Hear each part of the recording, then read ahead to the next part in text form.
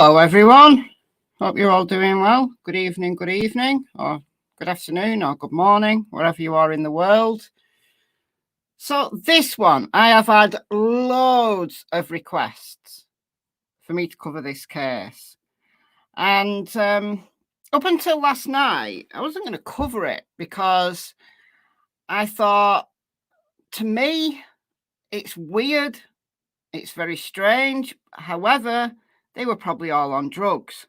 And that's kind of where my thought process stopped. And I thought the toxicology report will say what drugs they're on. And it's very sad for the families. However, that's probably what happened. However, the lawyer for the surviving man, the man whose house it was, is not doing his client any favors by doing multiple interviews with a bunch of massively conflicting information. So that's why I'm doing this live stream, to point out all of these inconsistencies that this lawyer is coming out with. So, I was just about to say, how many of you have heard of this? Because I'll start right at the beginning and briefly give a timeline of events. But Holly tells me that she's never heard of it. So I'm guessing if there's one person in the chat who's never heard of it, then there will be others who have never heard of it. It's been covered quite a lot on News Nation. And there's a few YouTubers that have talked about it. But I think it's on TikTok where it's really big. Like the thing blew up on TikTok. Because this happened on the 7th of January. And it's only in the last few days that News Nation have been consistently covering it. Banfield's got in on the act. And I am going to play a clip from Banfield. She'll copyright claim me, so I won't make any money on this live stream, but hey, whatever. Okay, so yeah, that's my view, that it will. However, this lawyer is making a potentially suspicious situation seem way more suspicious than maybe it is. It's just weird, but it's getting weirder the more this lawyer comes out talking. So, Linda's never heard of it either. Down Under with Love's never heard of it. Heard of it, but wasn't very interested. Not heard of it. All right, we'll start at the very beginning then. We'll start at the very beginning. All right, so I've got a news piece pulled up from the Mail Online because they always have good pictures. They get pictures that other news outlets don't have. And they've also got like a timeline. So we'll start with, so this was the 7th of January and 5 buddies got together. It was originally 4 buddies, but we've now been told by the lawyer that there was another man there.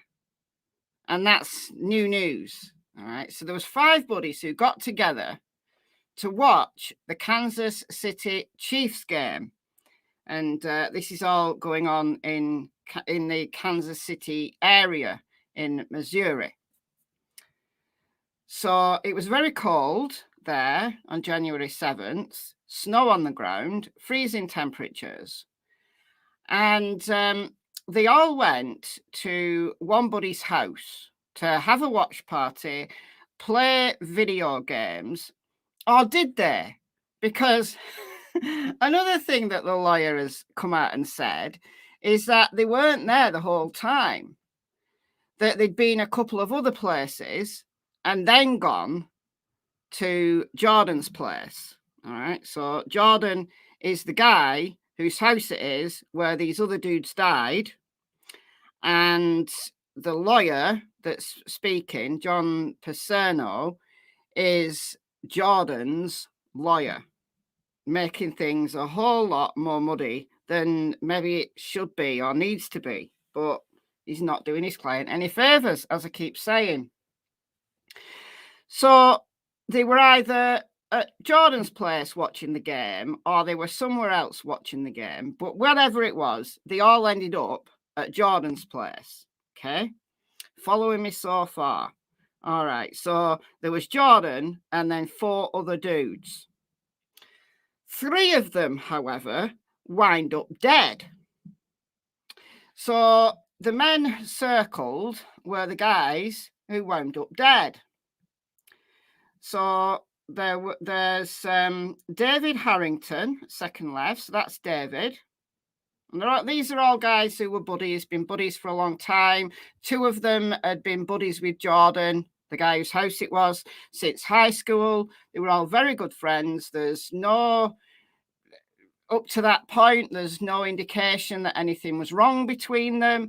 And law enforcement have come out and said that there's no evidence of foul play. So, all right, so that's David. Then we've got Clayton McGeeney. So that's Clayton there. And then we've got Ricky Johnson. Okay, good stuff. All right. So let's start with the timeline. And it's bizarro. And this is Jordan. This is the guy whose house it was. All right. And he's a doctor. He's a well-renowned scientist. He's been working on HIV. He's done some work on COVID. He's a respectable dude. All right. He's living in this house with 2 dogs. His 2 dogs, however, weren't there. The 2 dogs were staying with his dad. I don't know why the 2 dogs were at his dad's, but the 2 dogs were at his dad's. So having to let the dogs out in the yard to have a pee and a poop, that wasn't a thing because the dogs were at his dad's. All right. So that's something that has been talked about. And there's Jordan there working on a bench with his 2 dogs. All right. So this is Jordan again. So Willis with a relative. So it's Jordan Willis with a relative. Maintains he's got nothing to do with his friend's deaths. Police say there's no foul play. Okay, so this is the backyard. So these 3 guys who died, right? They died in Jordan's backyard. No, the 4th friend left earlier. So he didn't leave with the other 3, allegedly. So this is the backyard. So as you can see here, there's a side door, like patio doors, we call them here in the UK. I don't know what you call them. They're patio doors. There's a back door. There's windows, like almost to the floor, windows. And all the guys who left had cars. So they'd left the cars out the front. I think 2 guys were sharing 1 car. So there would have been 2 cars for the 3 guys who died. All right. So they weren't discovered for 2 days. Which one of the guys is Jordan? This is Jordan. This is Jordan here.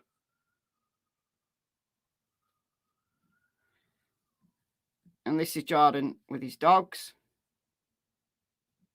So he's the guy whose house it was. So they're all there at Jordan's place, having a good time. Whether they watched the game at Jordan's place or whether they went there after, play video games, chillax, just have a good time. Just good buddies. Yeah, 2 days. 2 days, Holly. So they weren't discovered until January the 9th. One of them was found on the back porch, so I'm assuming here. And then 2 others were found in the yard. So it's not a massive yard. It's not like it's acres and acres of land, and masses of trees like woodland, where it would be easy to miss them. Okay. So 2 others were found in the yard. I'm not exactly sure where in the yard. All I know is 1 was found on the porch and 2 others were found in the yard. All right. So, like I said, they had cars out the front. And also, it's not a massively high fence. So I'm sure that 3 fit guys could climb over that fence. Like, I could get over that fence, no problem. And actually, it looks like there's an opening there to the front. Now, that might be a gate that might be shut sometimes, presumably. But I'm just giving you the lie of the land here. Right? Giving you the lie of the land. Just pointing out that there's a back door, there's a side door, like patio doors, there's windows, or like big windows. There's a fence that can easily be climbed over. There was 3 guys all together who left together with at least 2 cars that were theirs, and they all had phones on them. So even if let's imagine the scenario, even if they all got locked out and for whatever reason they weren't able to climb the fence, like they got locked out, they were banging on the windows, banging on the doors, and Jordan was asleep, right? Jordan was dead to the world. Listen, I know what it's like. People can bang on my windows, all hell can break loose. Once I'm asleep, I'm asleep. Right? The dogs could be creating like holy hell, jumping all over me, and I will stay asleep. All right. So, I'm a deep sleeper. Once I'm asleep, I'm asleep. It takes me a little while to get to sleep, but once I'm asleep, I'm asleep. And I won't wake up until I want to wake up.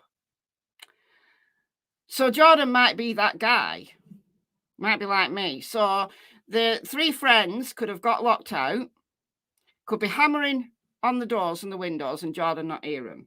And for whatever reason, they weren't able to climb over the fence. Well, they had 3 phones.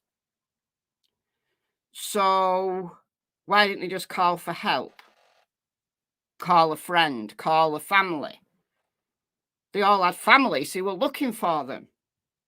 Indeed, the families of these 3 guys were texting Jordan, wanting to know, had he seen their loved ones? One of them had 3 kids, married with 3 kids. And these guys were being missed. Neighbours have said that they didn't hear anything. So didn't hear any shouting, screaming. So if these guys were locked out in the cold and for whatever reason couldn't climb over the fence and couldn't call anyone, maybe their phones were dead, maybe all 3 of them couldn't get a signal.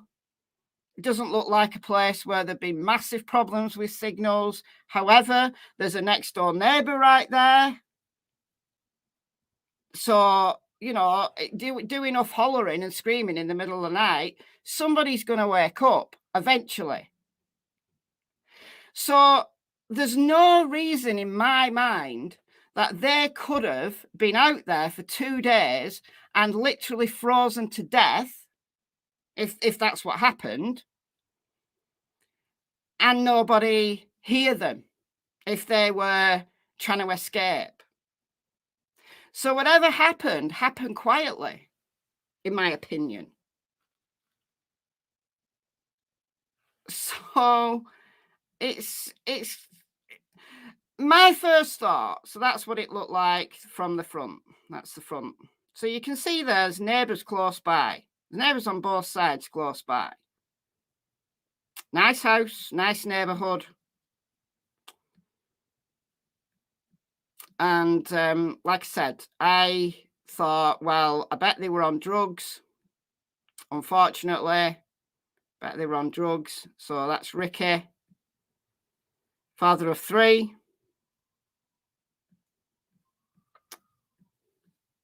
That's David. And this is Clayton. Okay, so timeline. 3 men go to Jordan's home to watch the game against the Los Angeles Chargers.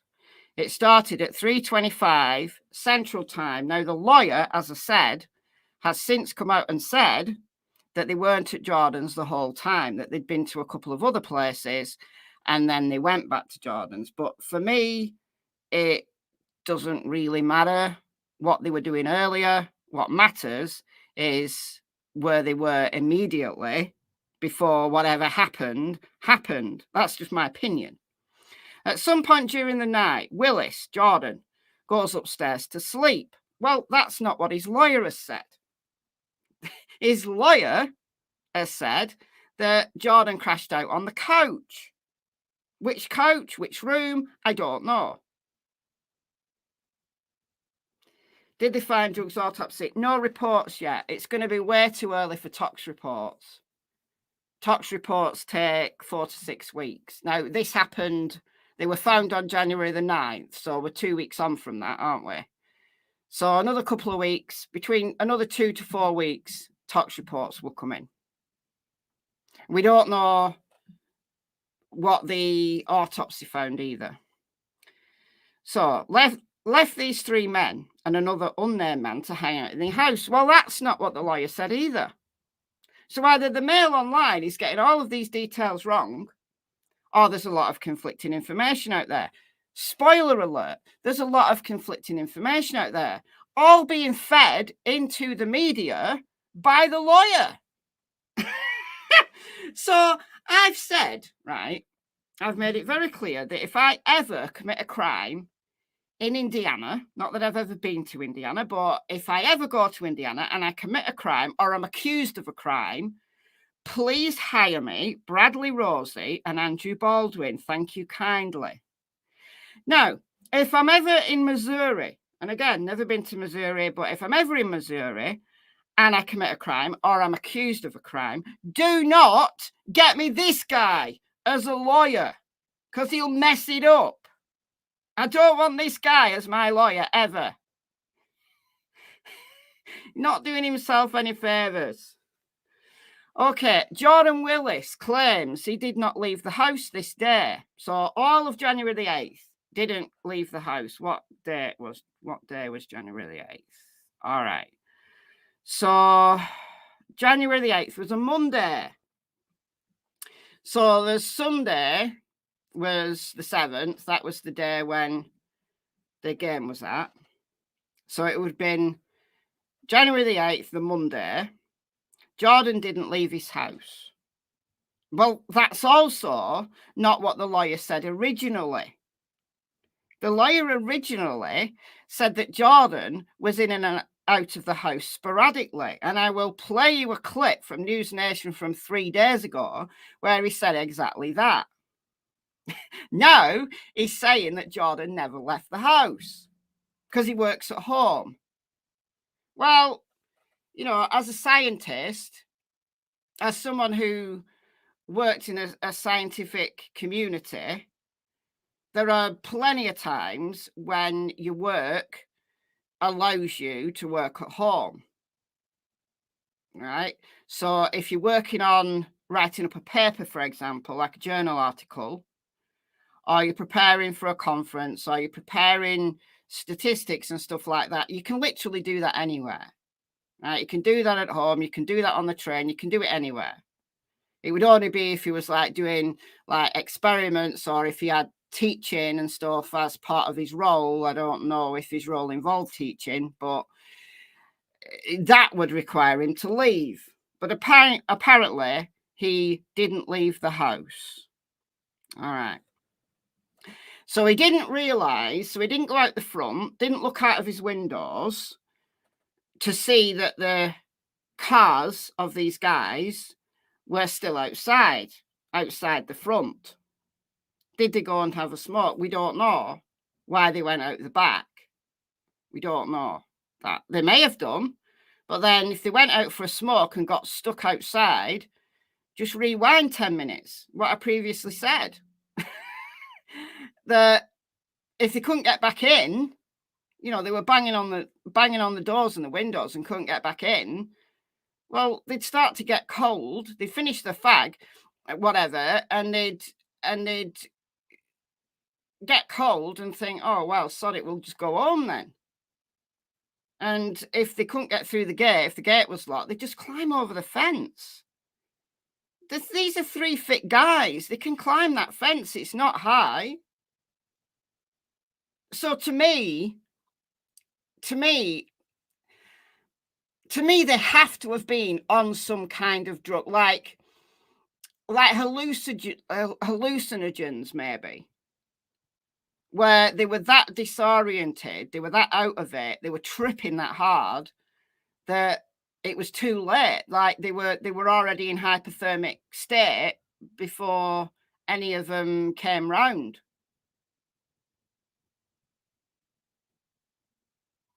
So for me, it feels like there was some kind of hallucinogen involved.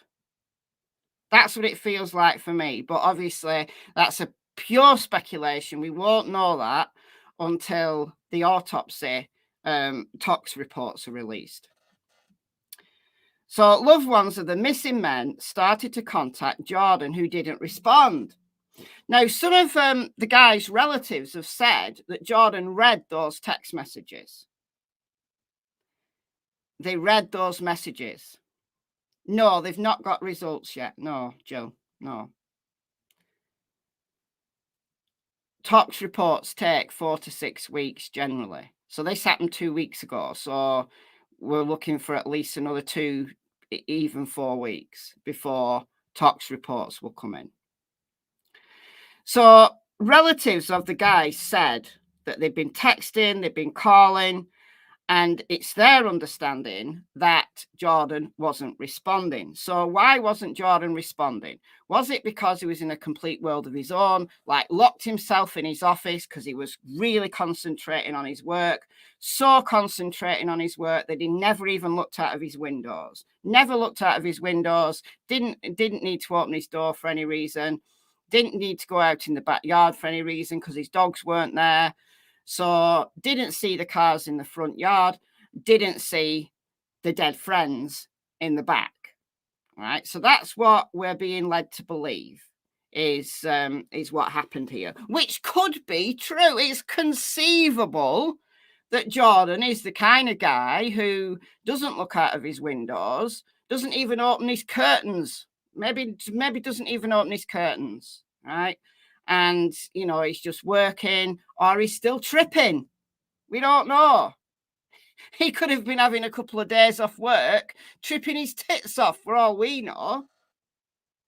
And just isn't connecting with the world.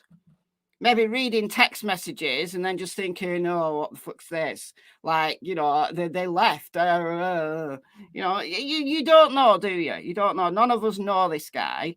So we don't know what kind of lifestyle he leads. So January the 9th, Clayton's fiance. So Clayton is this guy. So his fiance takes the law into her own hands and she actually breaks into the house. She breaks in through a basement window. So good on her. Breaks in. And she's going around the house screaming for Jordan. And, he doesn't respond. And then she goes out the back and finds one of the bodies out on the back porch. Dead. Frozen. So she calls the cops. And at 9:51, all 3 men, so one's already been found, all 3 men are found in the backyard. So that's the timeline. Now, Jordan apparently has been cooperative with the police. He's not spoken to any news outlets or anything. But the family and the friends of these guys have been like pleading with social media to take up this cause because they don't feel that the police are doing enough, that the police are investigating it hard enough, Like they've just come out and said there's no evidence of foul play.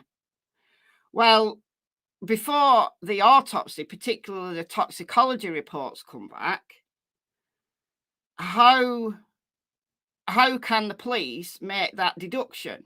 Well, they can look at the bodies and think, right, none of the guys look like they've been shot, none of the guys look like they've been stabbed, and none of the guys look like they've been like punched up. So on the outside, they've not been shot, they've not been stabbed, no blood anywhere, and they've not had their heads caved in. Right. So and presumably three, like if Jordan attacked them all, like apart from like shooting them all, which doesn't appear to have happened, surely the cops would have noticed blood and stuff, you would think. Unless Jordan shot them all, then there's no conceivable way that Jordan could have killed three guys, like while they were all awake and conscious, because they'd fight back, wouldn't they? Like one on one, fair enough.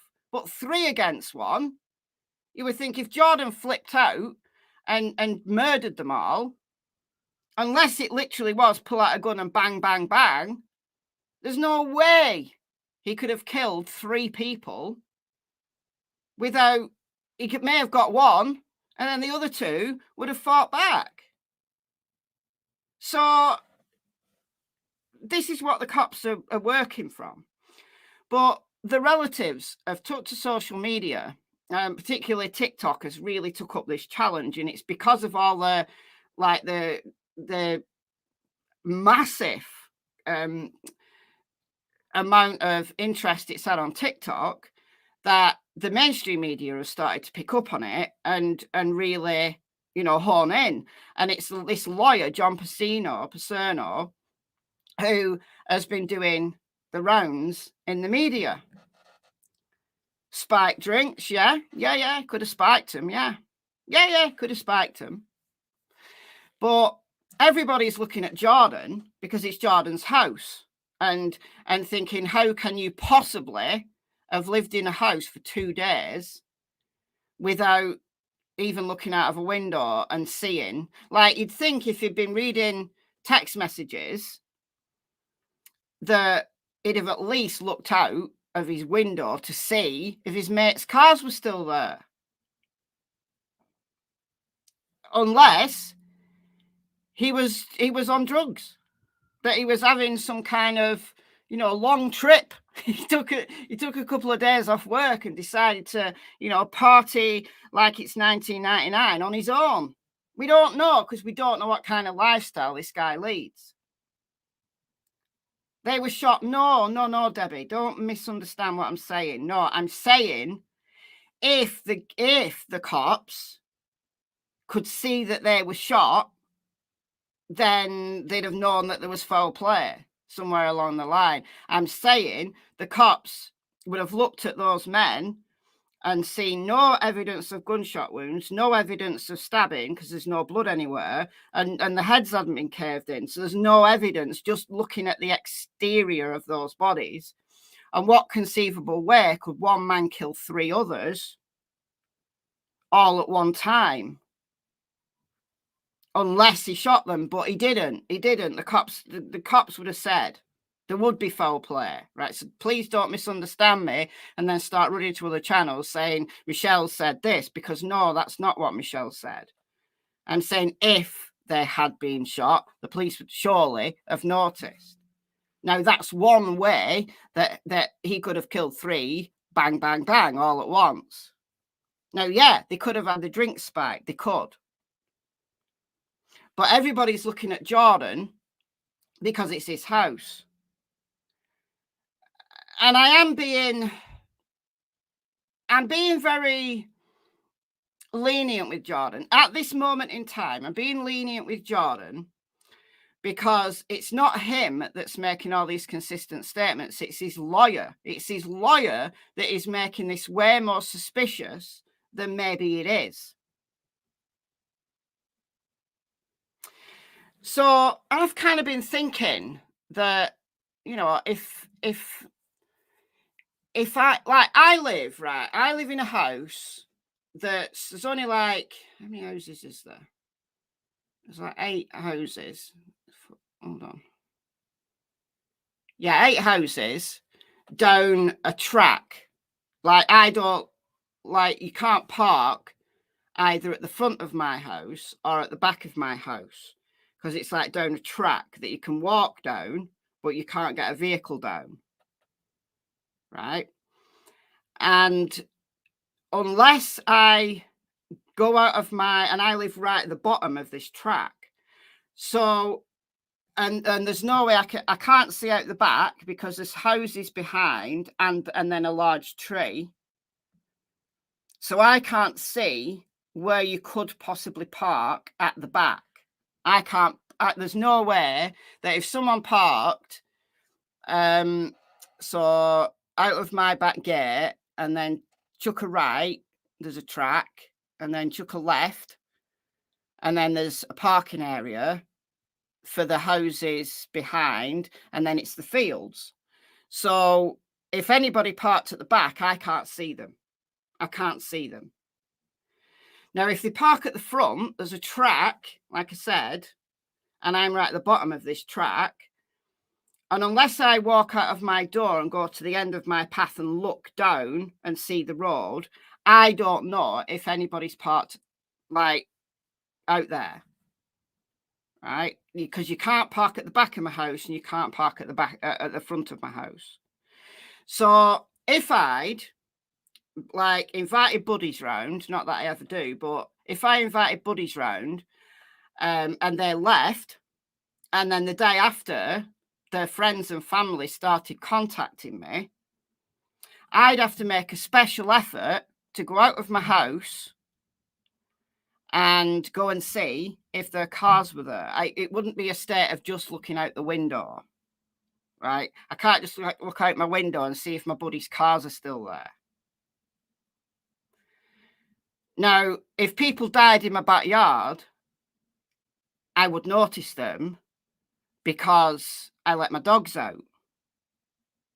But if I didn't have dogs, I would never go out in my backyard. Maybe if it was summer, maybe I would.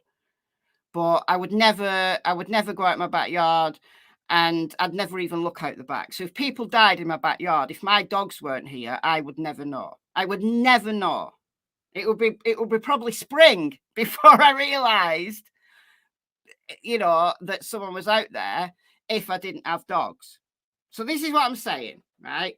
That I'm being lenient with Jordan because we don't know what situation he was in. That it's perfectly plausible that if he didn't go out of his house, didn't need to go out for food, didn't need, to go out for any reason because his dogs weren't there. He didn't need to go out the back for any reason. It's snowing, it's cold, didn't need to leave the house. Therefore, he didn't even bother.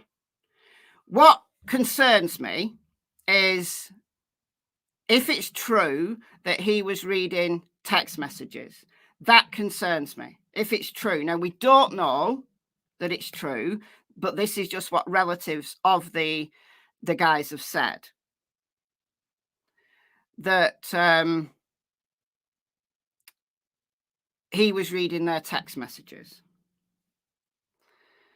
So I'm pretty sure, I'm 99.999% sure that if I was in that situation and it was the day after and my buddies had left the night before and I just assumed that they'd gone in the cars and gone home, that if maybe one texts me, maybe I'd ignore that. But then if they kept texting, I'd just go out and have a look to see if the cars were there.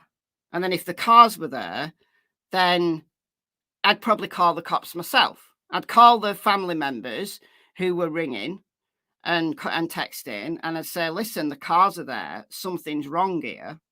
And I'd say, I'm going to call the cops. The cars are here. That's probably what I would do. You get to a point where maybe one person texts you and you can ignore that. But if if multiple people are calling you, texting you, trying to get in touch with you, you do respond, don't you? Eventually you respond. And he didn't. Now that concerns me. That really concerns me. So We don't know the situation. And like I said, it's the lawyer that's making it just bizarre. So what I'm going to do is I'm going to play some clips. So for people who've just come in, this is the house in question. This is in the Kansas City area of Missouri. So nice house, nice neighborhood. One of the guys was found on this porch right here. And then 2 others were found in the yard. So 3 in total. And that's what the front of the house looks like now, right now. So snow on the ground, but not deep snow. Because I was thinking, well, maybe if there'd been a huge snowfall, maybe even if he'd looked out of his backyard, he wouldn't have seen them because it had been covered in snow. But it doesn't look like it's a massive amount of snow. So, I don't know. See the doggy door. I think someone could climb through the doggy door. Listen, if they'd gone out the back and they couldn't get back in, you know, because the doors were locked behind, the doors locked behind them. They don't even look like the kind of doors that lock behind you. You know, some doors lock behind you. Now, my doors don't. I can't remember what they're called. I think they're called Yale locks, where you shut your door and it shuts and it's shut. You know, you're like, oh, shit. Like, I used to live in a house with a Yale lock, and I was absolutely paranoid. Like, if I went out, you know, just, I don't know, just to do something quick, I was paranoid that my door would shut behind me and I wouldn't be able to get back in.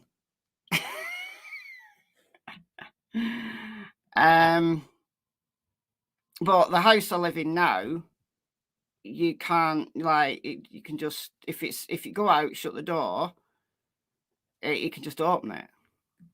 So they don't look like doors that would shut behind them, but I don't know what kind of locks they have. But listen, look, this is the point I'm making. If 3 guys were outside, maybe they'd gone for a smoke or whatever, realised that they couldn't get back in, were banging on the doors and windows, Jordan had gone to bed, he's dead to the world, they'd just climb over the fence. They'd climb over the fence. That's not a high fence. That's what, 5-6 foot maximum. They climb that fence.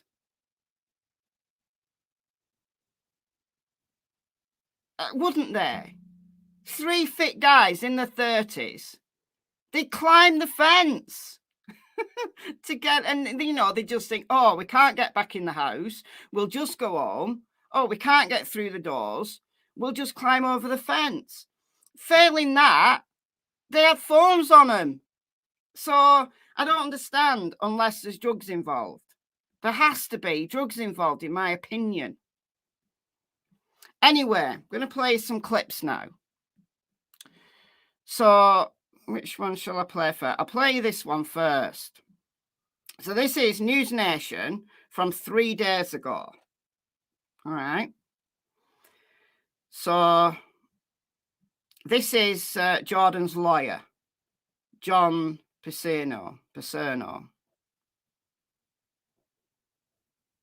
Looks like the other fence is open. It does there, yeah, it does. However, that might be a gate, because remember, Jordan has 2 dogs, so that might be a gate that he locks when the dogs are there. We don't know. Anyway, okay, so this is News Nation from 3 days ago. This is Jordan's lawyer. Okay, take a note of what he says 3 days ago. Okay, let me know you can hear this. Okay. Well, at this time, he doesn't say anything different than what he's told police previously, that he has no knowledge of what happened to those young men after they left his home. Let me read you. This is from one of his friends, from one of the friends of the one of the people who died. who said on Facebook, the man was inside his home alive while my friends were dead in his yard for Lord knows how long. They were all hanging out since after the game Sunday. He knew people were looking for them. He read messages of people searching for him on Tuesday. My husband banged on his door for 20 minutes. My friend banged on the door and then busted a window and yelled and announced her presence while she's inside and still nothing from him. Then the cops come 10 minutes later and he comes out nonchalant in his boxers with an empty wine glass in his hand. Nothing is adding up. Dave, Clay, and Ricky need and deserve justice. They didn't deserve this. Your response? Sure. Oh, yeah. That's the other thing. That's the other thing. That when the cops finally turn up, he's there, all like chilled out in boxer shorts with wine glass, like going, what's going on? What's going on? Like when people have been banging on his door and somebody had broken in. Somebody, is it too fast? Sorry, guys. I play everything on 1.5. Put it back to normal just for you. Do you know what? When I play things on normal speed, it sounds like they're slurring and like talking really slow. But yeah, so people are banging on his door, breaking into his house, and he still doesn't respond until the cops turn up. Yeah, I listen to live streams on 1.75. 2 times speed is a little bit too fast. But if I'm watching stuff and I want to concentrate, I do it 1.5. But then live streams that are like 4 hours, but I want to, you know, go through them, I do 1.75. All right. So I'm going to sit here thinking these guys are drunk or something because they're slurring, but they're not. They're just talking normally. All right. So his response is this. Even if all of those things are true, that doesn't mean he had anything to do with what happened to those young men. Obviously, 3 men who die all at the same time, and there's no signs of foul play whatsoever. So he said there that all 3 men died at the same time. We don't know that they literally died at the same time to the minute. We don't know that. But that's just one of his statements that people have picked up on, saying, what, they all died at the same time? We don't know that. He's just not very careful with his words. Like I said, if you ever commit a crime or I'm accused of a crime in Missouri, please do, or in any other state where this guy has got a law license, please do not hire him for me. I don't want this guy as my lawyer. All right. From the police, there's nothing to indicate that Jordan had any involvement whatsoever in their deaths. I spoke with the prosecutor this morning. As a matter of fact, the toxicology reports are due in a couple of weeks, and you know we can all speculate as to how they died. But as far as my client being involved, Jordan didn't have anything to do with their deaths. You know, when they left his home after the game, he didn't even really know which door they went out. They were in the backyard. He doesn't use that particular door. He goes out in the front. Okay, so he doesn't know which door they went out of. But yet he doesn't use that particular door. Well, I thought you just said, literally in the same sentence, that he doesn't know what door they went out of. So how does he know he doesn't use that door? And I'm not saying Jordan has said this. This is what the lawyer is saying. The lawyer is creating holy hell in the media by making all of these statements. He needs to shut up. Don't speak. Because if you don't know what door your buddies went out of, but yet you don't use that door, that's nonsense. And that was in the same sentence. Carbon monoxide. No, it's not carbon monoxide. I don't think so, because you fall asleep. You fall asleep without even knowing anything. That's why carbon monoxide is so dangerous, because it's odorless. So that if they'd have fallen asleep inside the house.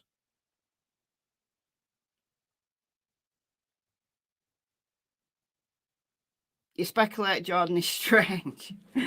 Well, I don't know, but he may have absolutely nothing to do with this at all. And people are hounding him on social media because of his lawyer. Fentanyl, yeah, it could be. Okay, I'm going to play just a few more seconds of this, and then So remember, this is 3 days ago, just 3 days ago. And so he had no knowledge that they were out there until, Tuesday when he was told that they were out there. And what of the claims from the families that they were trying to contact him and he wouldn't respond and they were going to the house, et cetera? Sure. I don't know about whether or not they went to the house or tried to contact him, but he was home sporadically. I know another allegation I've seen floating out there. So he doesn't know whether they were trying to they went to the house, but Jordan was only home sporadically. So all these people who were banging on the doors and the windows for 2 days, Jordan couldn't have possibly heard them because he was only home sporadically. That's what the lawyer said 3 days ago. Okay, then. What did he say yesterday to Ashley Banfield? So this is 16 hours ago. Same news channel, different interviewer. I think that other guy's called Dan Abrams. So 2 days, same news channel, News Nation, right? 2 days apart. This is interviews 2 days apart, right? This one was yesterday. The other one was 3 days ago, right? So Ashley, not keen on Ashley Banfield because she copyrights claims my videos when I even if I do like 30 seconds, she copyright claims me. But I'm taking one for the team by playing Banfield because this actually was a good interview. She really hammered him. You can see he's sweating. She really hammered him. But let's listen to what Ashley got out of this guy. I'm so curious about what could have possibly happened, as are so many people watching right now, as I'm sure you are, and potentially. Sorry, I'll put it back to normal speed. Okay. Do you know from speaking to your client, were there drugs involved with the party, the football watching party that night? There are some things that I'm not going to be allowed to comment on based on confidentiality reasons. There were, in addition to the 3 gentlemen that are deceased, in addition to Jordan, there was one other individual that was present in the home. And I'm not going to comment on anything about the activities that were going on there other than the fact that they were there and they were socializing after the Chiefs game. So he's commenting on every other thing, like to the point of conflicting himself in a single sentence, but yet he's not going to comment on that. Now, that's interesting. In my opinion, he's not commenting because he knows there were drugs involved. That's just my opinion. And it's at this point that he says, well, there was another guy there. So is he going to start saying, or if charges are ever brought, is the defense going to be, it was that other guy? So the other guy who left, the 4th guy who was there, but left early. So are they going to claim that it was that guy who gave them the drugs? And it could well have been that guy who gave them the drugs if there was drugs involved. But it's interesting that in the very same sentence, in answer to the very same question, it was he's not going to comment on the drugs, and then immediately goes on to talk about the other guy who was there who left. So interesting. Remains to be seen, though, doesn't it? Whether there was any drug. If the toxicology reports come back completely clean, and these guys weren't on any drugs, nor were there excessive amounts of alcohol involved, I am absolutely stumped, because that's the only theory that I can think of that makes sense, that they were so out of it on whatever drug it was that they didn't realize they were freezing to death. They were so out of it. So that's the only thing that makes sense to me. Yeah, I'd be shocked as well if the tox reports come back completely clean.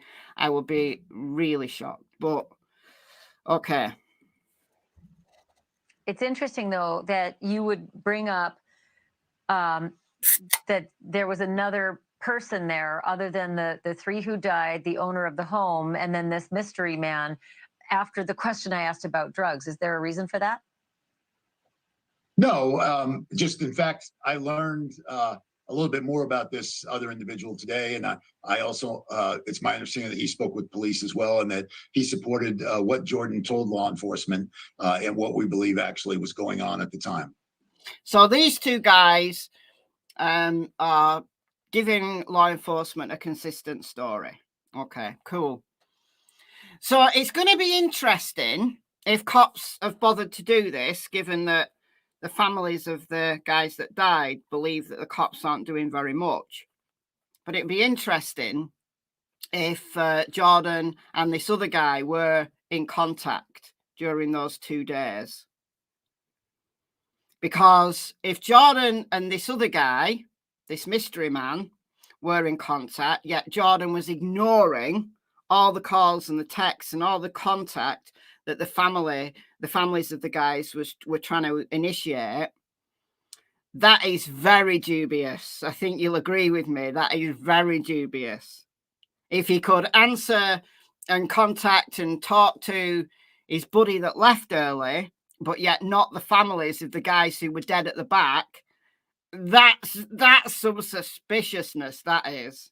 I think you'll agree. So, yeah. Has that fourth man and Jordan, have they spoken together since this tragedy unfolded? I don't believe that they have. So he doesn't believe that they have. He doesn't believe that they've spoken to each other.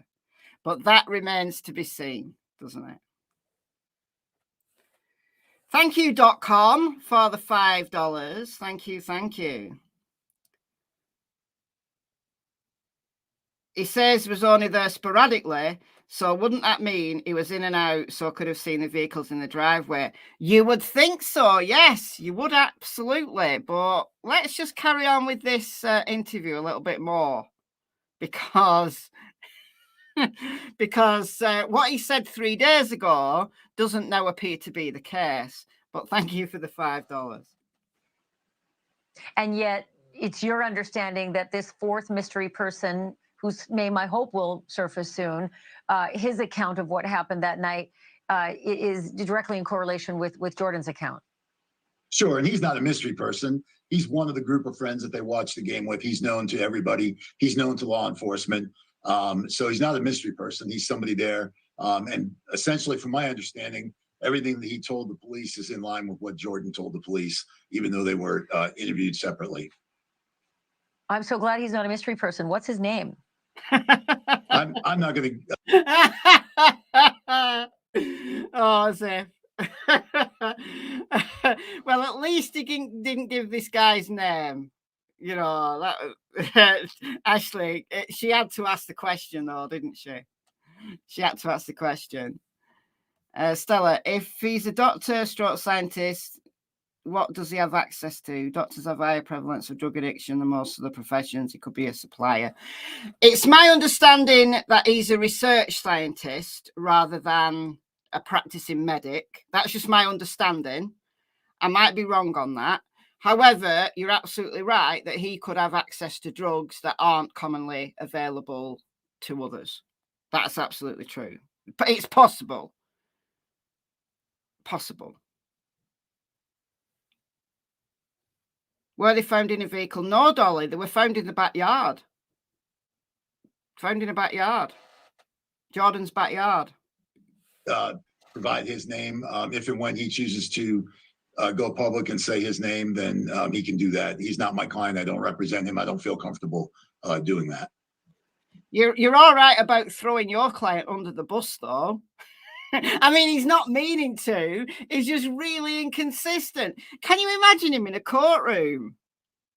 You'd be like cringing. If you were the defendant, you'd be cringing about in the same sentence being inconsistent. Dear me. Okay, I understand. Did your client ever leave the home from Sunday night? Right, listen to this. Now, remember, 3 days ago, he told Dan Abrams from News Nation that Jordan was only home sporadically. So when he was asked, you know, people were banging on the windows, banging on the doors. You know, why didn't he answer? And he said Jordan was only home sporadically. Right. So listen to what he says 2 days later. And the football game until Tuesday when they discovered the bodies in his backyard? Did he ever leave and go outside the home? No, I don't believe that he did. He's self-employed. He works out of his home. He stayed in the home the entire time from, the basic scenario is that. So he didn't leave his home. So he's gone from 3 days ago saying that Jordan was only home sporadically. Thank you, Krista, for the 1999. Woot, woot. Thank you so much. It looks like he's had a tough 3 days. Yeah, he does. He's sweating. You can see. You can see he's got a film of perspiration. That's the word. He's thinking, shit, I'm not going to come on Ashley Banfield's show anymore. Dear me. Now, look, he's only home sporadically or he never leaves the home. Which is it? What on earth? Which is it? You can't be only home sporadically and then never leaving your home for 2 days. Yeah, self-employed scientist.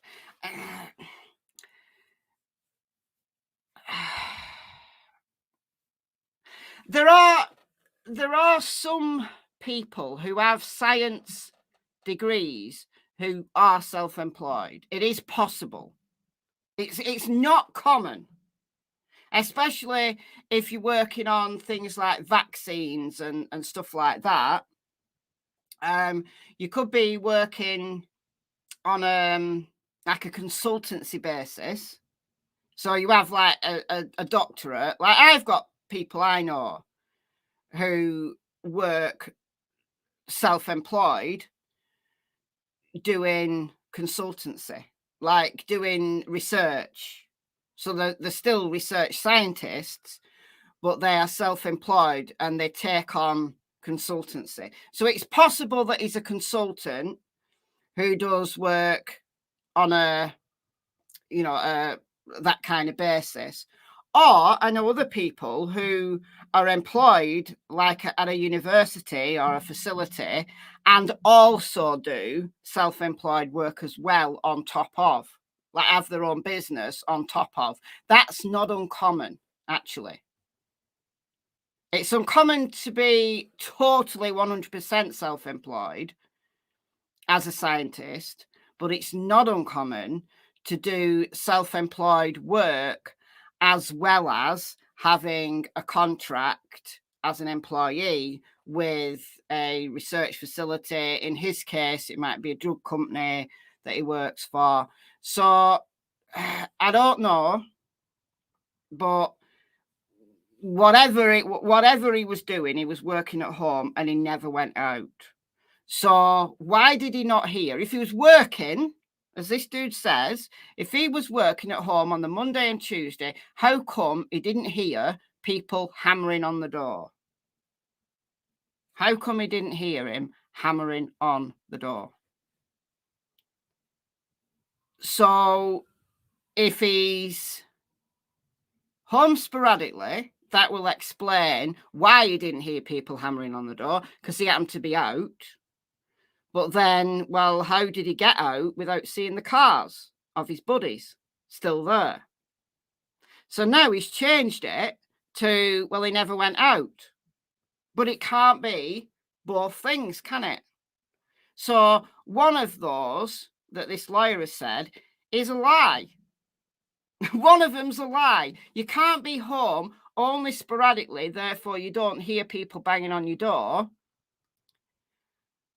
Or home all the time because you're working from home but yet not, and that's why he didn't see the cars or their buddies out the back dead. But then why didn't you hear them hammering on the door? You can't be. You can't be. Those two things cannot exist in the same world. They could exist in parallel dimensions, like parallel universes. In one universe, he's only home sporadically. In another universe, he's home all the time. But it can't be happening in the same universe. It can't. Two things do not coincide. So he's messed up. Messed up. And I think by the end of this interview, he realizes he's messed up.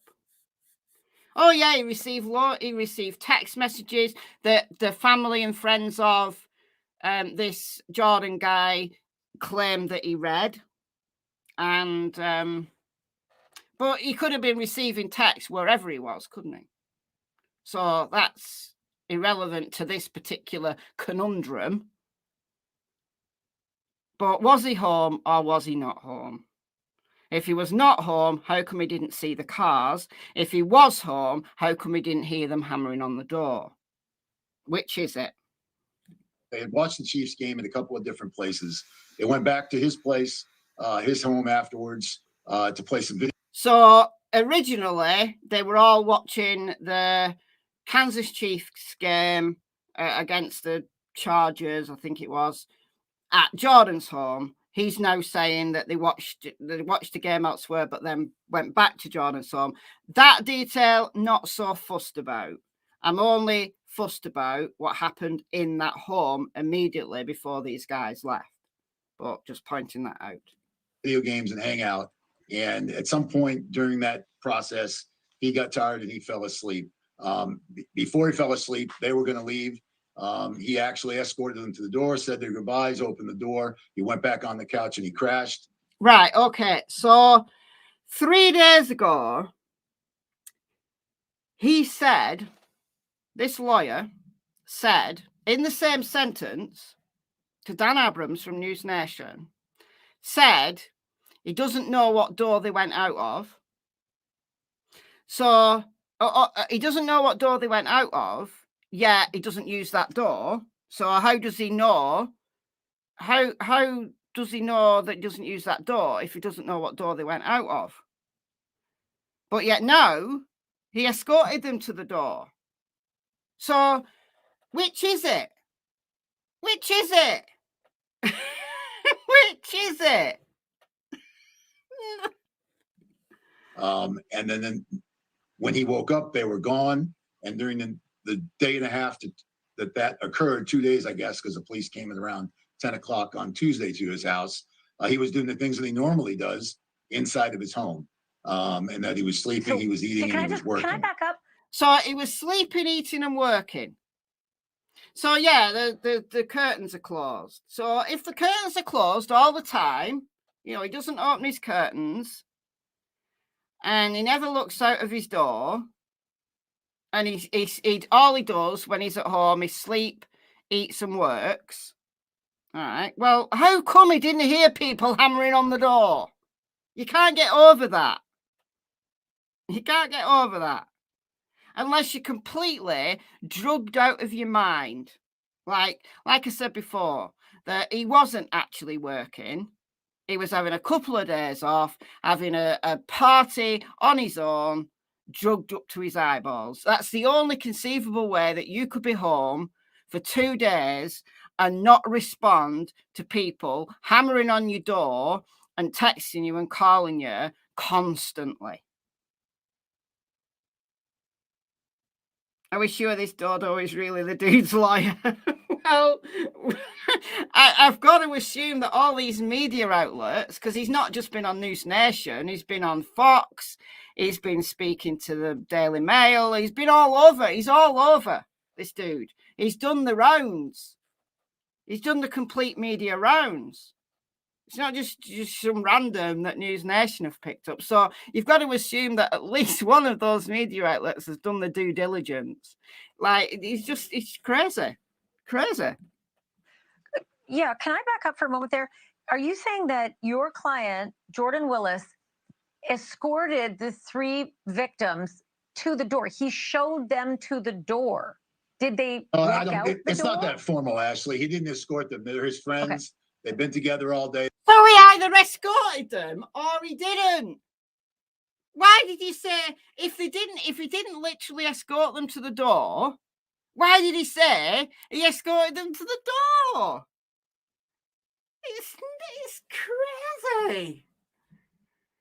Can you imagine this guy in the courtroom?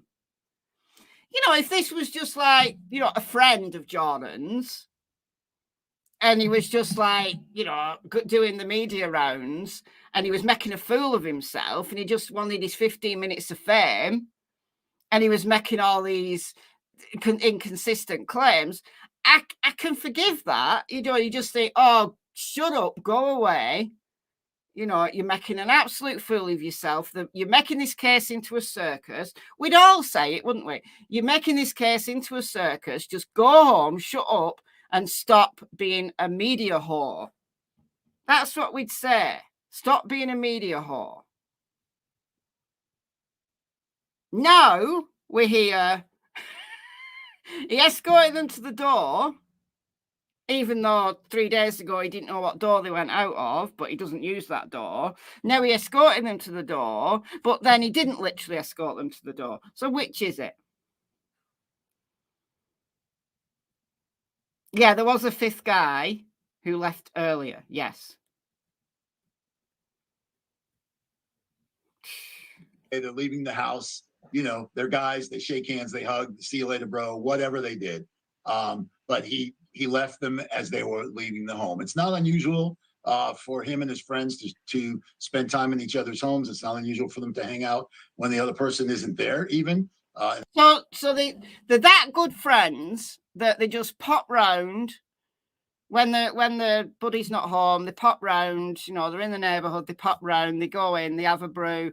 I mean, do they all leave the doors unlocked, or do they all have keys for each other's homes? I don't know how good friends they are, or whether this is just another piece of BS trying to make them sound more friendly than they actually are. I can't imagine that 5 pals would all have keys to each other's homes when one of them's got like he's got 3 kids, another one's engaged to be married. I can't imagine that all these guys have keys to each other's homes. So I don't think this is literal, but who knows? This is absolute BS. But hey, I think he's just trying to make them sound more friendly than they actually are. However, they are good buddies, 3 of them. So 2 of them that died and Jordan had known each other since high school. They were long-term friends. They got together, you know, quite a lot. So I could believe it. Is more like, you know, if they've been drinking or drugging and they're playing video games and they're having a good time and the guys decide to leave, that he just goes, yeah, see you later, and that's it. All right. Escorting them to the door. No, I don't think that would happen. I don't think anybody escorts the pal to the door, do they? Who does that? Who escorts the pal to the door? You know, to make sure they go home safe. Like, it's the kind of thing your grandma does, but it's not the kind of thing your buddy does. In my opinion, in my experience. But, you know, I don't know.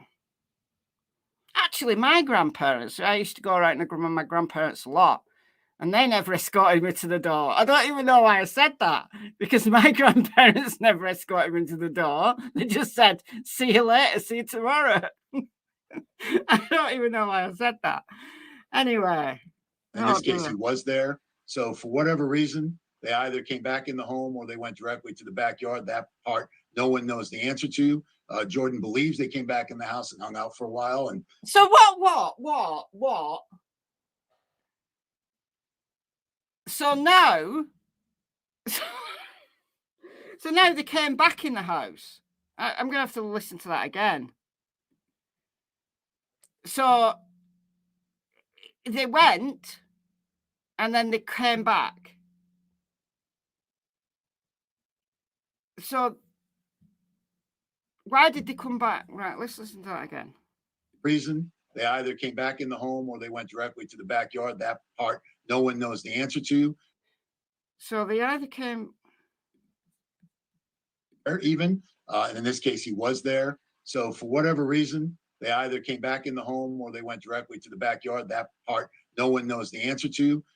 So they either came back, so they said they were going, so they said they were leaving, and he said, all right, see you later. And then they came back. Well, why would they come back if they were going? Why would they come back?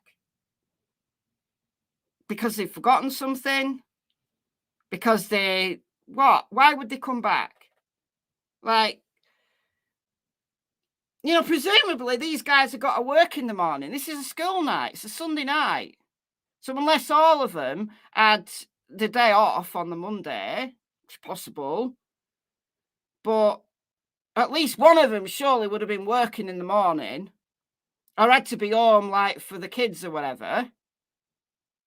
Because one of them had 3 kids. I don't know about the other 2, but one of them had 3 kids. So surely he would probably need to be home for, you know, to get up, because kids get up at stupid o'clock. So I can't imagine why they would come back. But then why would they go? Why would they say, see you later, and then all go out to the backyard? Because you don't say see you later if you're just going out the backyard for a smoke and you're intending to come back. You either don't say anything because it's like accepted that that's what you do. You go out every so often for a smoke if you smoke, and maybe Jordan doesn't like smoking in the house, which a lot of people don't. So they go out, and if someone just gets up and goes out, well, you don't say anything because you just assume that they're going for a smoke. You don't need to announce you're going for a smoke every time you go for a smoke if it's accepted that that's what you do. But they wouldn't say, see you later then, would they? So which is it? Which is it? You know, and he might not allow smoking in the house because this is a rented house. It's not his house, it's rented. So it could be that the landlord has some kind of stipulation, no smoking in the house because it makes your walls yellow. So I get it. If that's why they went out to the backyard for a smoke, I get that. That makes sense. But then if they couldn't come back in and they were locked out, they'd climb over the fence. Why were they dead? Why were they dead? Why were they there 2 days and dead? That's the bit for me that doesn't make sense. Anyway. So we're now not sure whether these guys came back after they'd said they were going, or they went to the backyard and didn't bother going home. Don't know. Jordan believes they came back in the house and hung out for a while and continued to play video games. And at some point... So he said earlier on in this interview that Jordan said goodbye, crashed out on the couch. So I'd like to know the layout of this guy's house. So is it possible for him to be crashed out on the couch and these buddies said they were going, so he just goes in, crashes out, right? That's possible. But then they decide they're not done and they come back to play more video games and Jordan doesn't hear them. So I'd like to know, does he have a games room, like a man cave with his games console in? Possible. So he crashes out on the couch in the living room, maybe. Well, if he went and crashed out on the couch in the living room, why didn't he just go to bed? But I don't know, he might sleep on the couch. So he crashes out on the couch. If the games console's in a different room, that's possible that they come back in, decide they want another game of, I don't know, Mario Kart or whatever, or Minecraft, or Call of Duty, or what else is there? Games, GTA, right? You know, they've all decided they're all playing Minecraft, right? They're all building houses. They're playing The Sims, right? They're playing The Sims. They've all got this fantastic Sims game going, and they decide that they're not quite done. So So they come back to finish off a little bit more of the Sims. They want to make a new house on the Sims. So they come back to do that. And Jordan's already asleep, so they don't disturb him. They just go to the games console, play more Sims, and then go out the backyard and die. All right, that's what they did. I mean, they went outside in the backyard. But to be clear, they left, those three men left the house. Jordan saw them leave the house. He said goodbye to them. He laid down and he crashed, and they went out the front door. Yes. So now they went out the front door. So we saw them leaving out of the front door. So we've gone. Sorry, I'm shouting. I'll move away from the bike. If you've got earbuds in, you're probably deaf by now. So he's gone from 3 days ago, not knowing what door they went out of, but yet doesn't use that door, to he saw them going out the front door. That's unbelievable. So he saw them going out the front door and he crashed out, but he doesn't know whether they came back or not. So if they came back through the front door, presumably the door's not locked and they just come back through the front door, or did they all say they were leaving and maybe they were going to play a joke on him and come round the back and scare him, but all just died before they had chance? I mean, come on. This story's bizarre. This story's bizarre. And this lawyer is looking proper frazzled. And Ashley's like, what the... What? Ashley's like, so just to clarify, just to be clear, Ashley's not believing what she's hearing here. They went out the front door. He witnessed them leaving the front door of his house. Sure. Yeah. After he said goodbye to them, he was hanging out. He went back on the couch and he slept. So at some point. So he said, sure. Saw them going out the front door. Sure. As if like, well, of course he saw them going out. So, look. You don't say goodbye to your buddies and then instantly fall asleep. Right? Even if you're dog tired. You know, there's 30 seconds a minute when you lie down before you go to sleep. And that few minutes of, you know, you just fallen asleep, you're only lightly asleep. So if they came straight back in, because they're not gonna go out, drive away, and then decide to come back, are they? They're not, are they?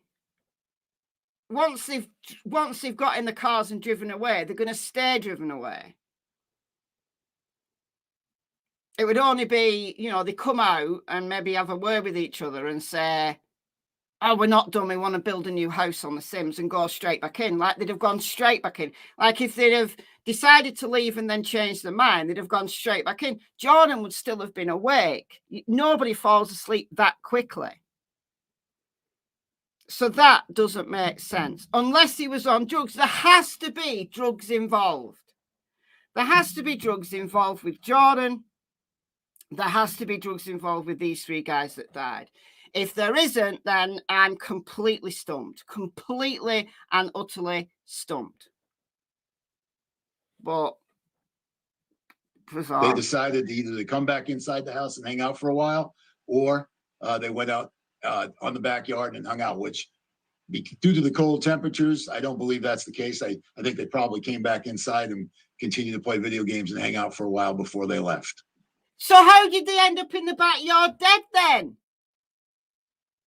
So if he's now saying, well, no, they came back in, they wouldn't have gone in the backyard to hang out because it was too cold.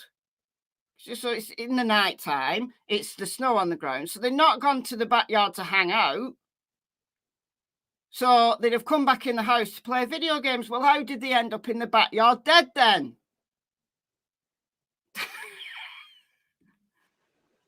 Can you just tell me if there's anything in the backyard of interest? Is there a fire pit? Is there something? Is there a barbecue? Is there something of interest in the backyard that would have drawn them to go there? I don't know what's in the backyard. I've never been to the house. What I know is what you know from these pictures here. It was a really cold night, so I doubt that anybody would be out there socializing. Typically when guys are hanging out or people are hanging out at the house, people will go outside randomly to smoke or do whatever, get some fresh air, and then come back in. Other than that, Yeah, that makes sense. So again, if they went out to smoke and then all got stuck, like the door shut behind them and they couldn't get back in, they'd have just gone. They'd have gone. They'd just gone home. I can't speculate about what else was going on out there. So fascinating. John Paserno, I hope you'll come back. And can you just formally put a request into your client, Jordan Willis, that we'd really like to interview with him when he's ready? Oh, I bet she would. I bet she would. Anyway, that interview's over. I don't know, guys. I don't know, guys. Were cigarettes found outside? The good question. Don't know. If there's cigarettes found outside, well, then at least one of them was outside smoking. But you don't go out for a smoke and then just die. I mean, yeah, you can. You could go out and have a heart attack or a stroke and die. Yes, you can. But 3 people? That happens to 3 people simultaneously? I don't think so. And if one of them collapsed, the other 2 would call 911 and get help. Did the police ever make it a crime scene? No, they didn't, because they're saying there's no signs of foul play. That's how all of this thing blew up on TikTok, that the families and friends of these 3 guys don't believe that the cops are taking it seriously enough. So, no, they've not considered it a crime scene because they don't believe it's a crime.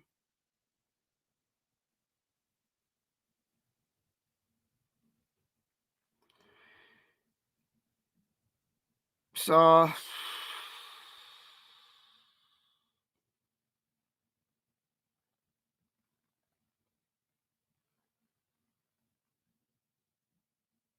there has to be. I can't think of a scenario that could have happened that resulted in 3 grown, healthy men dying in the backyard of a home when the guys whose house it is in the house without there being drugs involved. If there genuinely is no foul play, there has to be drugs involved. There has to be.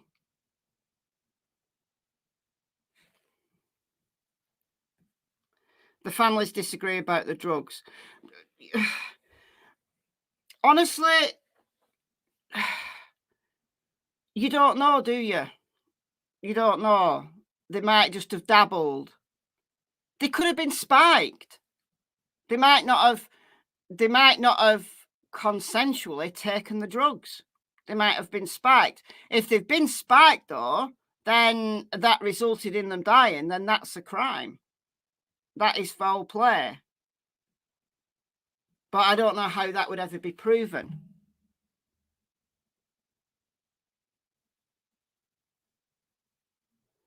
And there's times where drugs are laced. You think you're taking one thing when actually you're taking something else.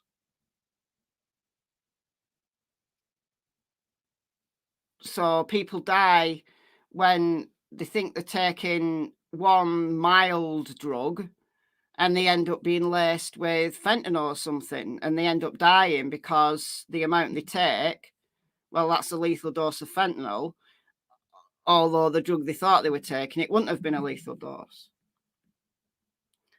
The mad science experiment gone wrong.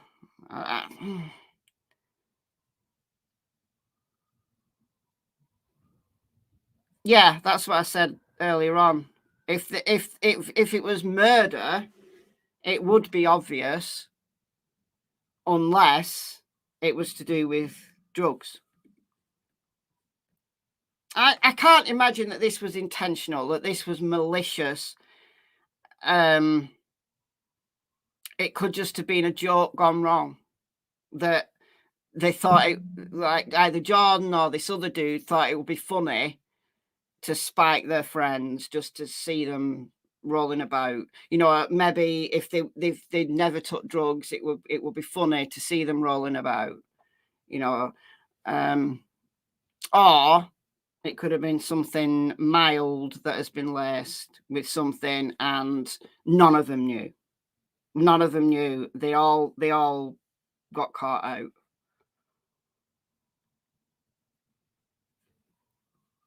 But if those toxicology reports come back clear, then I am stumped, absolutely stumped. I can't think of another explanation. Toxicology takes ages, 4 to 6 weeks.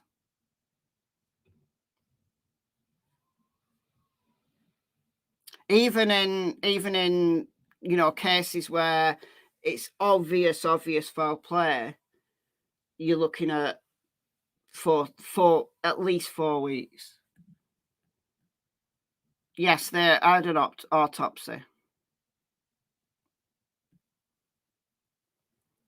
We don't know how long it took them to leave and come back. If that's what happened, we've no idea.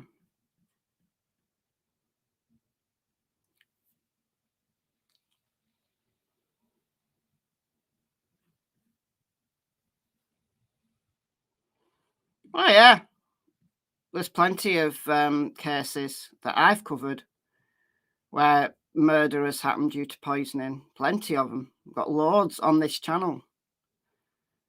But in this instance, I don't think that's what happened. But obviously, I don't know. I think if it was non-consensual drug taking, it was either spiking them and it for because it was funny, and it all went wrong, or none of them knew that the drugs they were taking were laced with something. Could we? You see, none of us know them. You know, did they play pranks on each other? If they played pranks on each other, then it could have been some kind of prank gone wrong. We just don't know because we don't know these guys.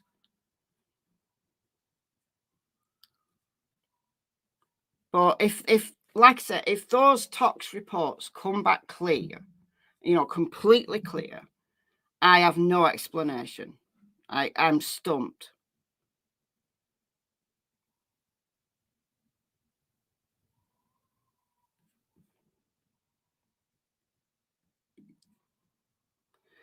It depends on like the angles. Like the one that was found on the porch, I don't think they could have been seen from the neighbours. Hold on. So the one that was found on the porch, you see, the porch is shielded by this bit here that sticks out. So this guy here that was found on the porch definitely wouldn't have been seen by the neighbours. And then if the other two guys were maybe over here, that neighbour wouldn't have been able to see him because there's no like upper level with, like, this one's got like an upper level with windows out the back, but this one doesn't. And then it's shielded by this thing here. So if there's a window up top there, so if the guys were over here or even near on this fence line here, no, they wouldn't have seen him. They wouldn't have been able to see him. So no, I don't think the neighbours would see them. And I don't know what's out the back that way.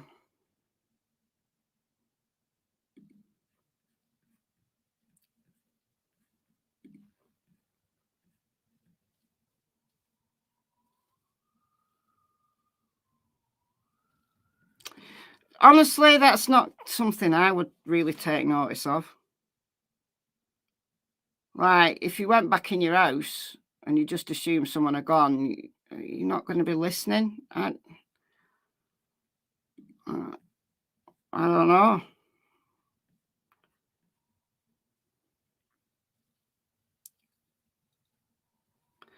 The police don't do the autopsy. Autopsies are done by medical examiners, not the police. So, yeah, the autopsies will be done properly.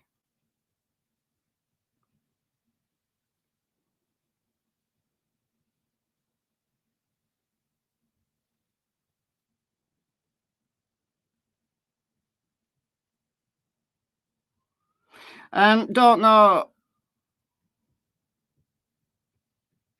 where they've gone previous.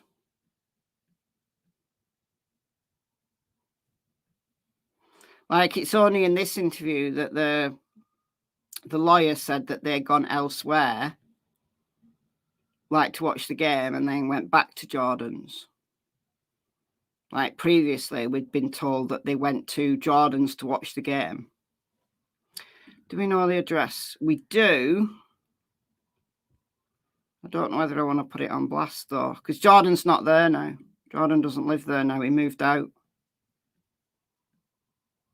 When did the fifth guy leave? I don't know about the time, but he left before the others. So maybe he had to be up early for work, or maybe he lived further away. Don't know, but he left earlier.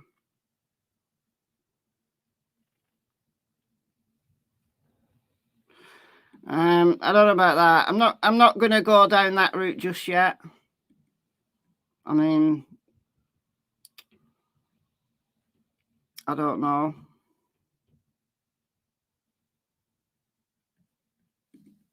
His dogs did live there, but they weren't there then. They were staying with his dad.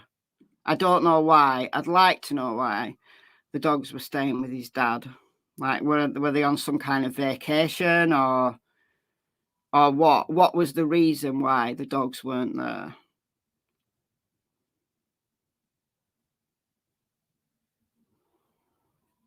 It's up for sale, is it? Well, I know that it's rented, so like there was a lot of speculation about a U-Haul truck being there outside. So now it has been confirmed that Jordan has moved out.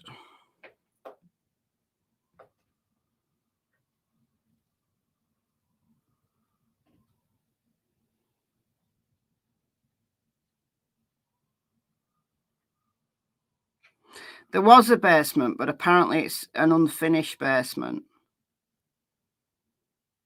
So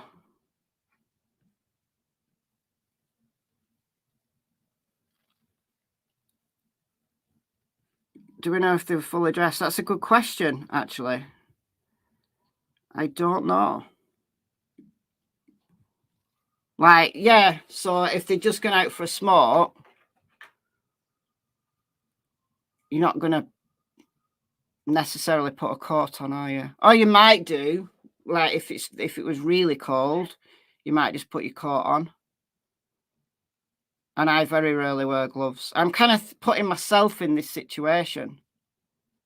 Would I put a coat on just to outside for 5 minutes? Maybe, maybe not. Would I put gloves on? No, probably not. Just to go outside for 5 minutes. But you see, they might not have even taken coats with them because they were in cars. So if they knew they were going to be inside the whole time, they might not have even had coats with them. I mean, if I know I'm going to be outside, inside the whole time, I generally don't take a coat.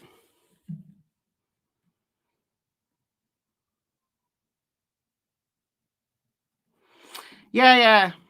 But in this instance, the simplest explanation is that there's drugs involved. That's the only explanation that makes sense to me. But if the tox the tox reports come back completely clear, then I am stumped. I have no idea what the Occam's razor explanation would be at all if there's no drugs involved. Some drugs make you feel hot, they do.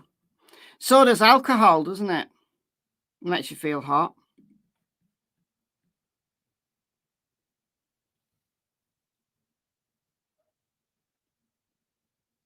I just can't see them going out for a smoke and then all three of them just dying. I mean, that doesn't make sense.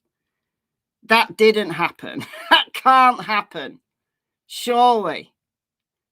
That they just all die. There has to be some sort of strong narcotic or hallucinogen involved for any of it to make sense. And this lawyer has made it way more suspicious than it probably is. He's done his clients such a disservice. Could they have died somewhere else? Yeah, but then there would be foul play involved, wouldn't there? Because if they died somewhere else, why would they then end up in Jordan's backyard? Like if they died somewhere else, if they'd been murdered somewhere else, you wouldn't put them in your backyard, would you? You wouldn't bring them home and put them in your backyard. I don't think so. Like there's snow on the ground, so there'll be evidence of the bodies being put there. Like if they were dragged there, like if they'd all died in the house and Jordan dragged them all outside and just thought, oh, I'll deal with that later, and then forgot or whatever. I can't see it. I just can't see it. But there would be evidence of that because there was snow on the ground. Unless in the 2 days that they were out there, it snowed and covered up tracks. I don't know whether it snowed in those 2 days.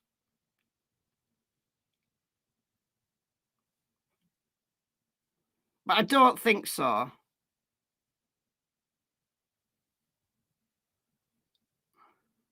Yes, there was snow on the ground, yeah. So the picture that's on the screen right now, that was taken like recently. There was snow on the ground.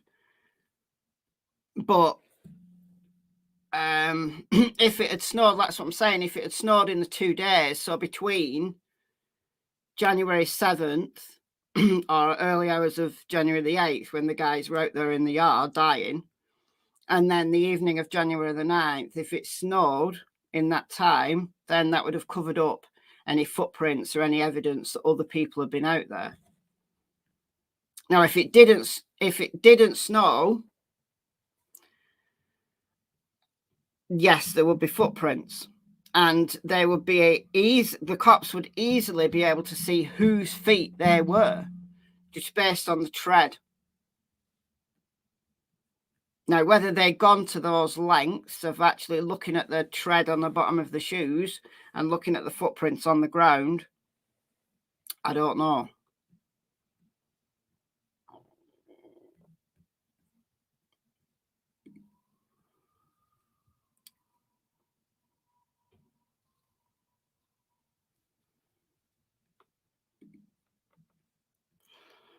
Wasn't even that cold on January 7th. So low 32. So what's that like? Just about freezing. 41's quite warm. So that presumably that would have been in the the middle of the day. So 32 at night. So that's only just freezing. So not high enough to melt snow. Well, what was the weather like on the 8th and the 9th? Like, was there new snowfall? If there was new snowfall, then that would have hidden any possible, them being dragged there or other people dying. 0 degrees. Okay, so only just freezing. So not that cold then. It's not the kind of temperature that you go out and die immediately. You as a healthy adult, you're not going to go out in just about freezing temperatures and just die of cold immediately. So it's not the cold, is it, that's killed them? Plenty of poisons could do it. But that's about the administration of it. Did they consensually take something that was poisonous to them and they resulted in their death? Or was it non-consensual? That's the issue.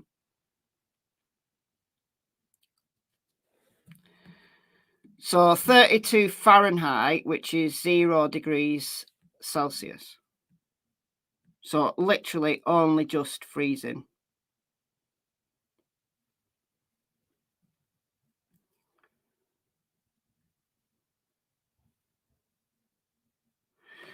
So the 8th was a low of 33 and the 9th low of 22.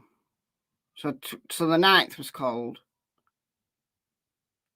Did it snow though on either of those 2 days? Started snowing on the 9th. Okay, so if it snowed on the 9th, because they were only found, the cops were only called just before 10 o'clock. So if it snowed on the 9th, then that would have covered up things like footprints.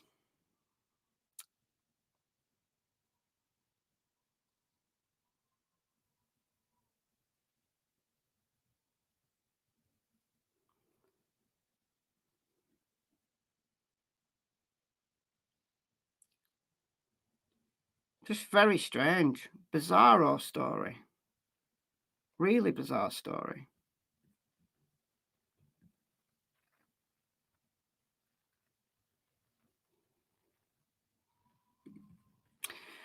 There isn't a crime scene picture because it wasn't ever declared a crime scene.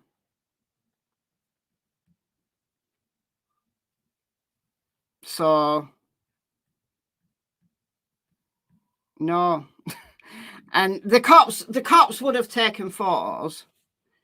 The cops would have taken photos of the location of the bodies. They'd have taken death. Let's call it a death scene. They'd have taken death scene photos, but obviously the investigation's ongoing, so they won't have been released.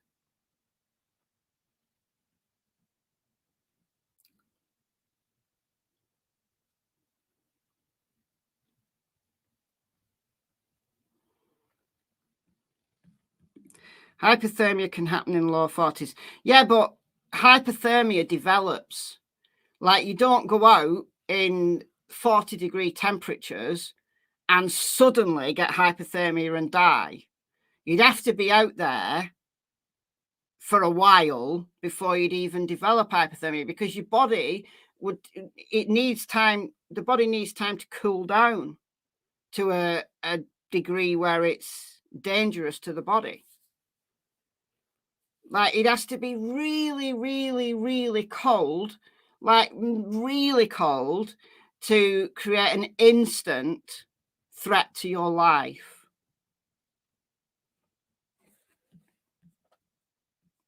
You know, it's not the Antarctica. They're not doing an expedition to the Arctic Circle. They're not going photographing polar bears. You know, they're in the mate's backyard and it's barely freezing. So yes, they would get hypothermia eventually. If you sat there in the snow, eventually your body's going to cool down and you're going to develop hypothermia. But it's going to take hours for a healthy adult to develop hypothermia when it's only just freezing. Did any of the guys own keys of them? Well, they would have had the keys to their vehicles. They had cars outside. And then they would have had keys to their own doors, their house doors. So, yeah, they would have had keys on them.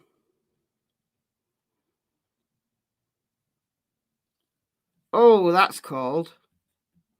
-40. Ooh.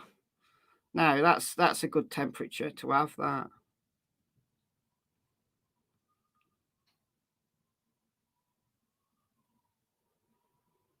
So it did snow on the 8th as well. All right. So, yeah, so the discussion about things like footprints in the yard, they're going to have been covered. I know, isn't that weird? Isn't that weird? Yeah, I knew that. Isn't it weird that minus 40 Fahrenheit is also minus 40 Celsius? How that's a mind bender, that. But yeah, it's true.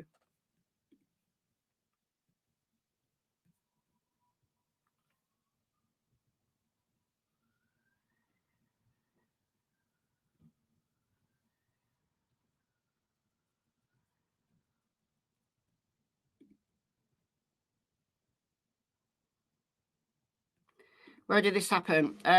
Kansas City, Missouri.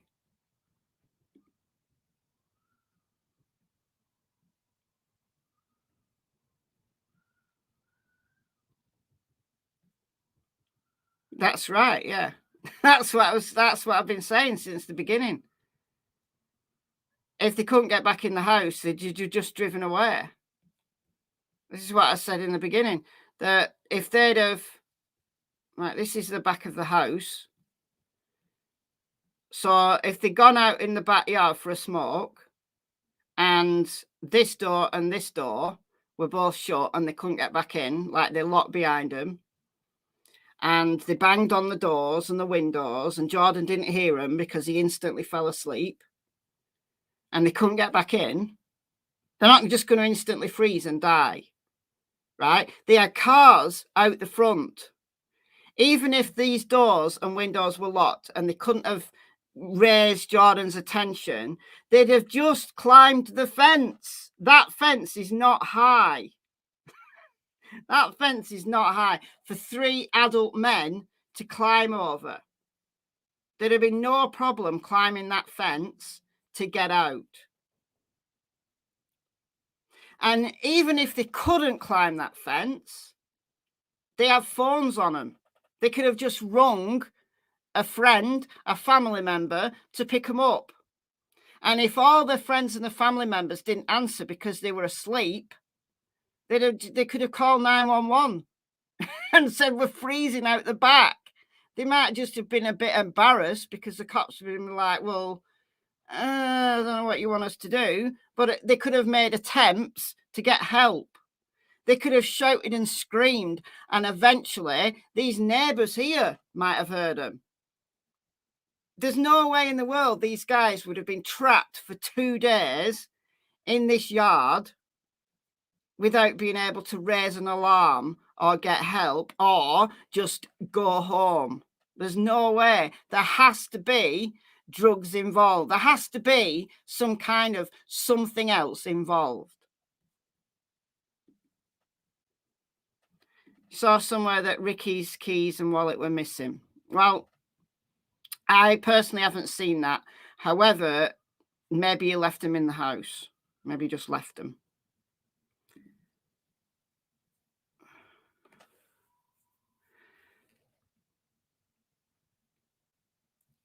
Wasn't there wallets and phones inside the house? It's my understanding that their phones were on them, but I could be wrong. And if their phones and wallets were inside the house, then obviously they didn't intend to leave, did they?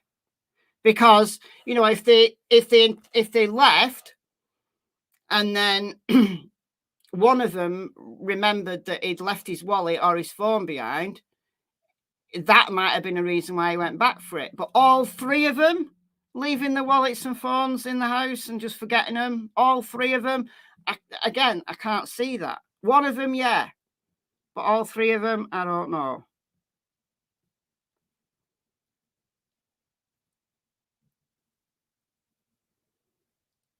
I don't know about cameras. And again, even if the neighbours did have a camera, is it going to overlook into Jordan's yard to an extent where it would actually see anything?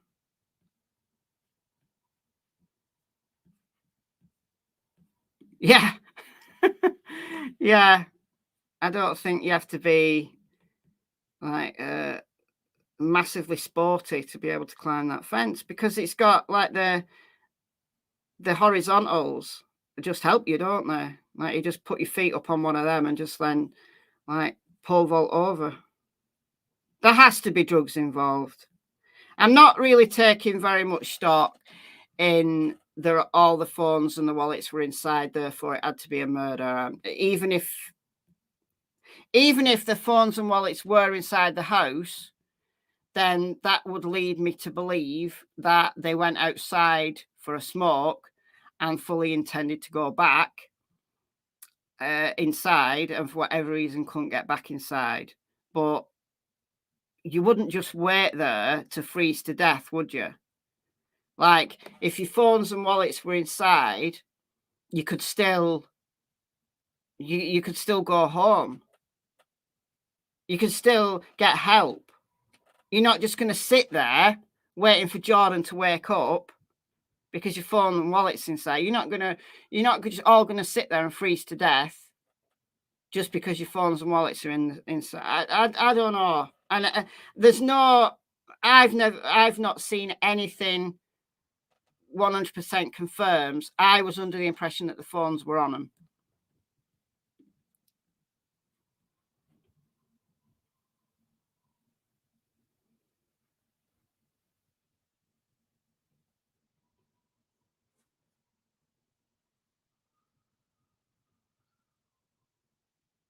Even when you go outside for a smoke, you take your phone.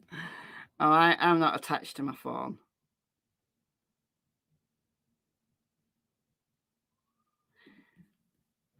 Well, I don't think all three of them would have forgotten their phones and wallets if they intended to go home. One of them might have. I can't imagine three of them would. So if the phones and wallets were inside the house, what it meant was that they didn't mean to go home. But like I said, I was under the impression that they had phones on them.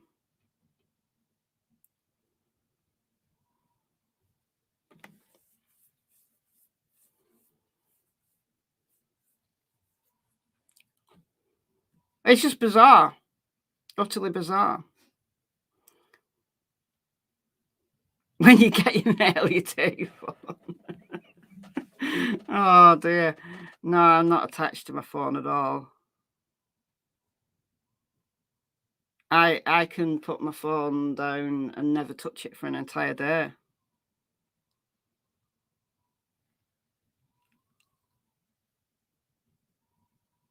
The lawyer isn't very intelligent. No, he's not a great lawyer, is he? I wouldn't like him to represent me at all. What I want is for somebody to find a case of him in a courtroom. Like, surely somewhere, like somewhere on the internet somewhere, there's a televised trial with him on it. Because I'd like to see how he behaves in a courtroom.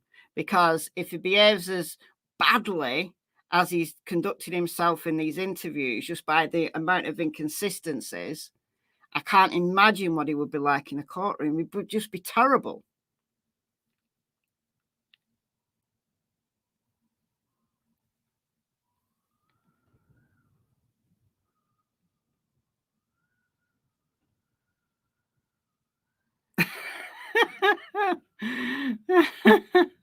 That's funny.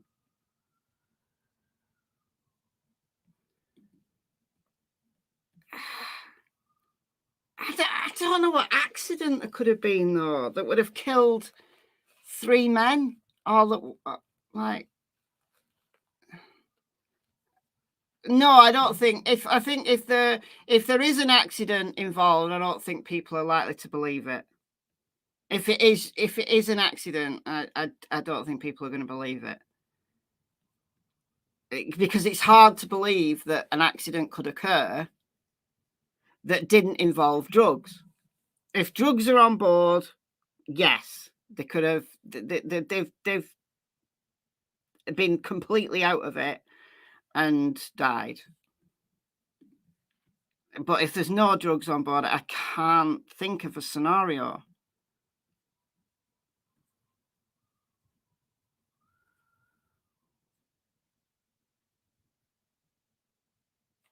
Yeah, that is weird, isn't it?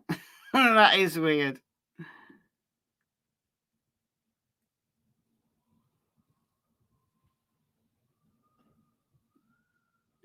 No, I was under the impression that the text messages that were read were Jordan's messages. Like the family knew that Jordan was reading his messages. That was my understanding. Like I said, I might be wrong, but that's my understanding, that it was the family saying that Jordan was reading his messages.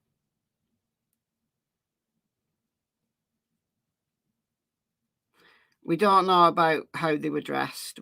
We don't know. We've not heard.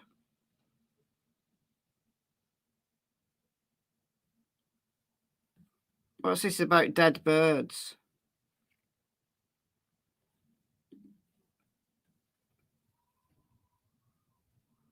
A picture of 3 birds.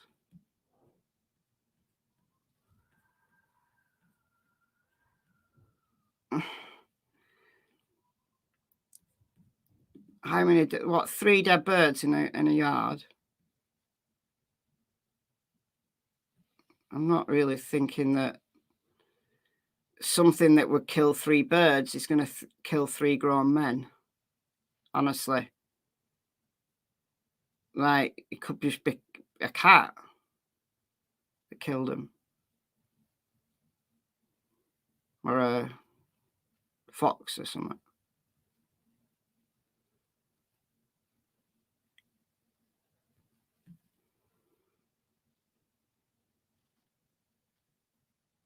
This is weirder than Debbie's case. It's weirder because there's 3 of them.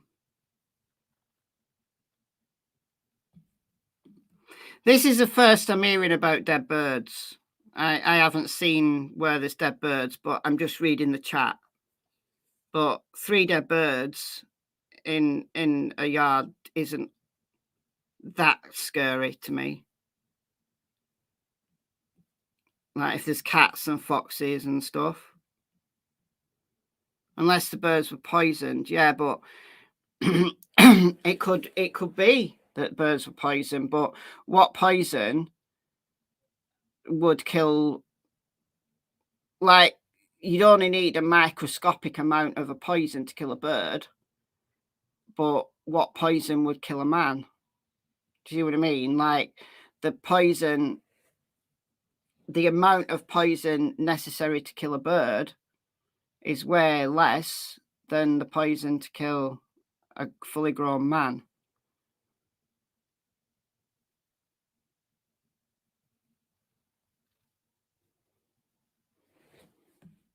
Yeah, you probably could. Yeah, spend all day out unless you were very young, very old, very frail, super underweight, so you'd no body fat. And definitely if you kept moving about, you'd definitely not die.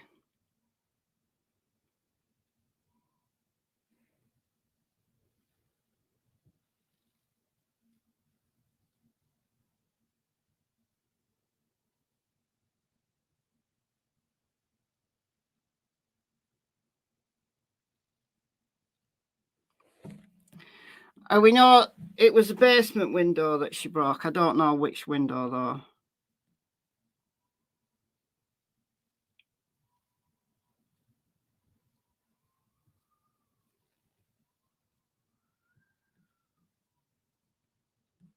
Maybe the birds were pecking on the men. Well, that's a scary thought. It's very Alfred Hitchcock. Was Jordan experimenting? It is sad. Was Jordan experimenting? And I can't see that he's got a mad scientist lab in his house, but anything's possible. Couldn't they have opened the gate? Yeah, they could have opened the gate, unless the gate was locked. But they could have just skipped over the fence.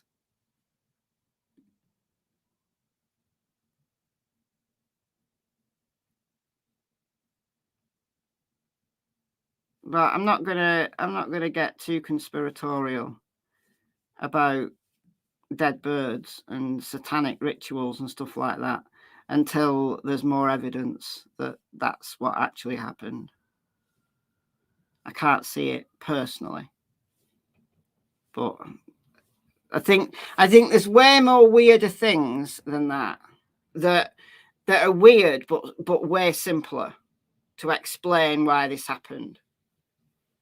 Now, if those toxicology reports all come back clean, then I'll get back to you about weird stuff that could have happened. Because if those tox reports come back clean, then I literally have no explanation, and things just would get a whole lot more likely to be something really, really weird.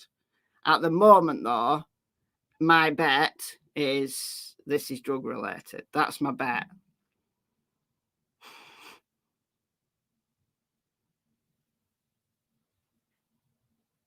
It's very odd, though.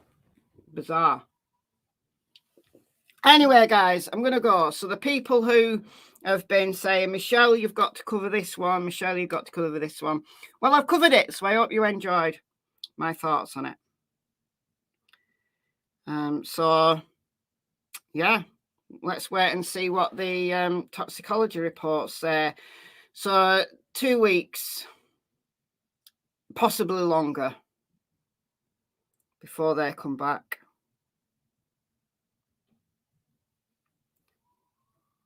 You don't understand the rumour about carbon monoxide. Well, carbon monoxide is a silent killer. Like, it's completely odourless. You don't know it's there until it's too late.